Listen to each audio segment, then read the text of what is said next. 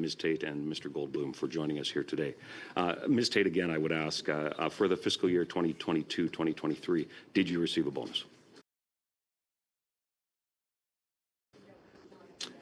Okay, thank you, Ms. Tate. Mr. Goldbloom, did the board request to the government that Ms. Tate receive a bonus?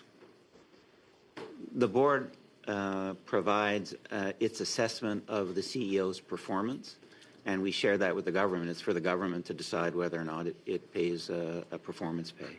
And did the board give the assessment that Ms. Tate should receive a bonus to the government? I think the specifics of that recommendation is confidential, but I would say the board has been very supportive of Ms. Tate's performance.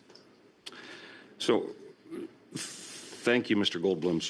So, Ms. Tate, I would ask again, and it's my understanding that your term will be coming to a close. I believe January 3rd is the end of that. Now, in terms of performance pay, bonuses, and a severance package, we are in a situation where Canadians are struggling. The cost of living is making it unaffordable for so many Canadians to afford the essentials. Yet, when you look at the bonuses, $18 million awarded across CBC, including averaging tens of thousands of dollars to executives within the organization, yet your metrics certainly don't seem to add up with the talking points that are provided.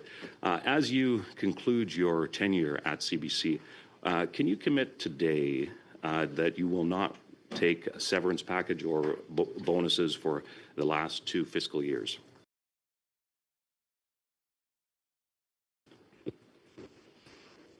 You've made several points in that question.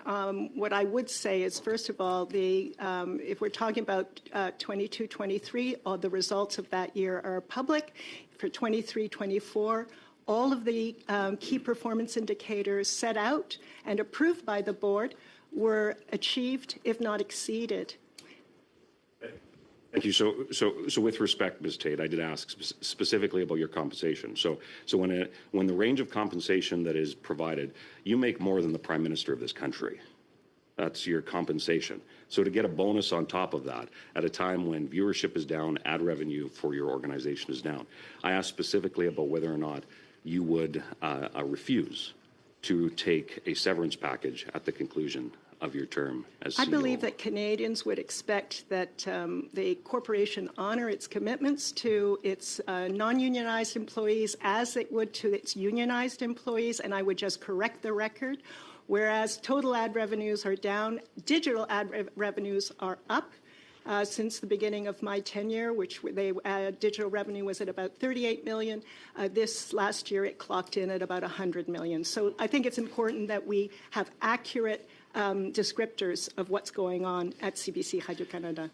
So Ms. Tate, you said that it's confidential, that information, but that just doesn't work for Canadians. Canadians look at $18 million awarded in bonuses, the fact that you just spent $1,000 a night for a hotel room in Paris during the Olympics, and we are in a situation where you are coming to the conclusion of your term being paid more than the Prime Minister of this country makes, and you refuse today to rule out that you will receive either bonuses or so-called performance pay or a severance package at the conclusion of your term. It's confidential, doesn't cut it for Canadians. It doesn't cut it for parliamentary oversight.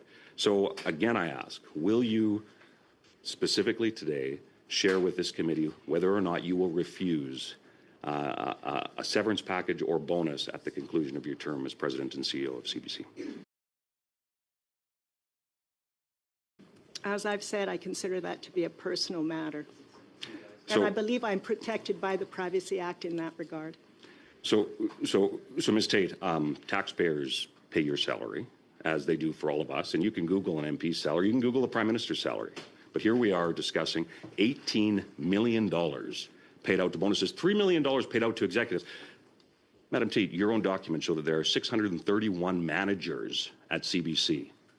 43, I believe it is, executives. And you're defending those, the average bonus paid out to executives at your organization is more than most Canadians make in a year, and you're claiming that it's confidential? Madam Speaker, Madam Chair, through you, I would suggest that it is unbelievable that Ms. Tate would come before this committee with a very specific motion outlining that answers are demanded when it comes to the compensation received by a public broadcaster. These are taxpayers' dollars that are paying for this organization.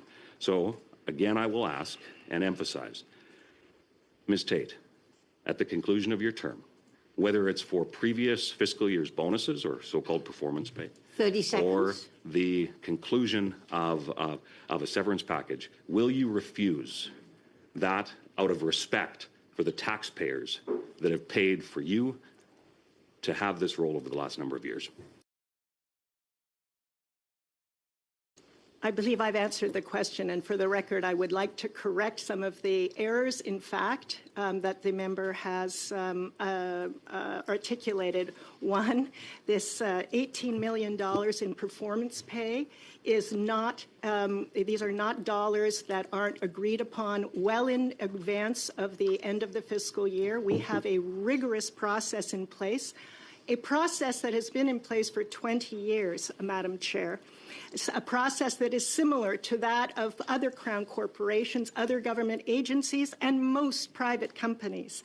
A process that is guided by third-party consultants that advise us, experts that advise us on what it is we should be paying our executives and our managers. And how much did those third-party consultants cost? Mr. Kurek, your time is up.